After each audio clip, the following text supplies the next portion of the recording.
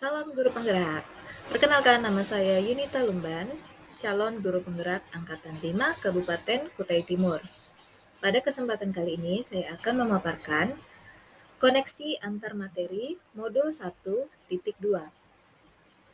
Kali ini saya akan melakukan refleksi dengan model refleksi 4P. Yang pertama adalah dengan peristiwa, yang kedua perasaan, ketiga pembelajaran, dan yang keempat penerapan. Yang pertama, peristiwa. Momen yang paling penting dan mencerahkan bagi saya adalah ketika saya mempelajari modul 1.1, akhirnya saya memahami pemikiran Ki Hajar Dewantara tentang pendidikan, bahwa sejatinya guru itu hendaknya berfokus pada anak dan menghamba pada anak. Kemudian, momen yang paling penting dan mencerahkan bagi saya yang kedua adalah ketika saya mempelajari modul 1.2, saya akhirnya menyadari dan memahami nilai-nilai serta peran-peran guru penggerak itu sendiri. Kemudian momen yang paling menantang saya selama pendidikan, baik mempelajari modul 1.1 dan modul 1.2 adalah dalam melaksanakan aksi nyata dan menerapkan pembelajaran sesuai dengan pemikiran Ki Hajar Dewantara di sekolah maupun di masyarakat. Hal yang menantang yang kedua adalah mengerjakan tugas-tugas yang ada di LMS dengan tepat waktu, serta hal yang menantang lainnya adalah saat diskusi dengan calon guru penggerak lain secara virtual, di mana tentu saja terdapat banyak kesalahan-kesalahan teknis yang terjadi. Kemudian, kaitan antara modul 1.1 dan 1.2 yang saya pahami adalah bahwa filosofi pendidikan Ki Hajar Dewantara sendiri adalah pendidikan menghamba pada anak, di mana pendidik harus melakukan pembelajaran yang berorientasi pada anak didik untuk mengembangkan minat dan bakatnya. Yang saya beri tanda merah, menghamba pada anak, itu saling berkaitan dengan modul 1, yaitu berpihak pada murid. Kemudian yang berorientasi pada anak, itu berkaitan dengan modul 2, yaitu menjadi pemimpin pembelajaran. Sehingga modul 1.1 dan 1.2 menurut saya saling berkaitan satu sama lain. Karena mereka berdua adalah masuk dalam filosofi pendidikan Ki Hajar Dewantara.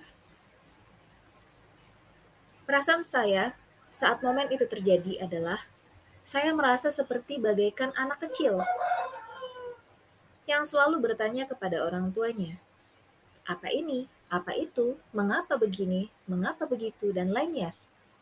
Hanya bedanya, kali ini saya terus bertanya pada diri saya sendiri dan mencari jawabannya melalui banyak membaca dan bertanya dengan instruktur, pengajar praktik, maupun rekan calon guru penggerak lainnya. Pendidikan ini sendiri menyadarkan saya bahwa saya masih perlu banyak belajar, terutama dalam pembelajaran yang saya lakukan di sekolah. Saya bersyukur bisa diberi kesempatan untuk belajar di pendidikan guru penggerak, karena melalui pendidikan ini, saya mendapatkan banyak ilmu baik dan membuat saya tergugah untuk terus menerapkannya dalam pembelajaran saya di sekolah. Pembelajaran sebelum momen tersebut terjadi, saya berpikir bahwa siswa tidak perlu dibuat bahagia dalam belajar. Nilai akademik siswa itu adalah yang paling penting daripada yang lainnya. Kegiatan refleksi bagi guru belum terlalu penting dilakukan, dan kolaborasi antar rekan sejawat itu tidak perlu dilakukan. Namun, sekarang saya berpikir bahwa saya harus menjadi guru yang berpihak pada murid, selalu melakukan inovatif, bersifat kreatif agar pembelajaran saya di kelas menyenangkan dan membahagiakan murid. Saya juga harus mampu membuat murid memilih sendiri cara belajar yang mereka inginkan dan mengembangkan jiwa kepemimpinan mereka.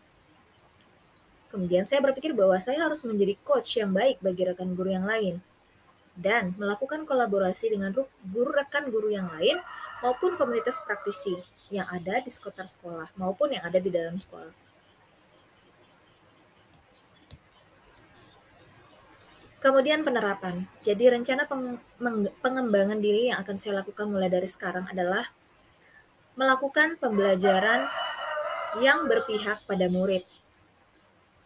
Yang kedua, saya akan melakukan pembelajaran yang inovatif, kemudian melakukan reflektif, yaitu dengan cara terus belajar dan memberikan bimbingan kepada teman-teman yang lain, memahami setiap hal-hal yang perlu saya tingkatkan agar pembelajaran di kelas lebih baik lagi.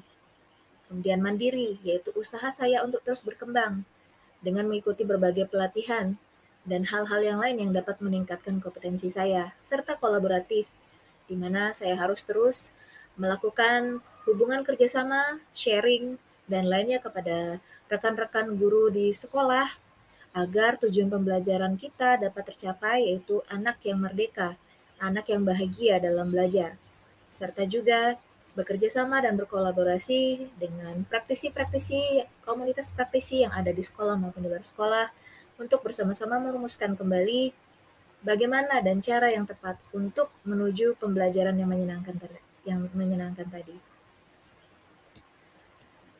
Itulah tadi yang bisa dapat saya sampaikan terkait koneksi antar materi modul 1.2.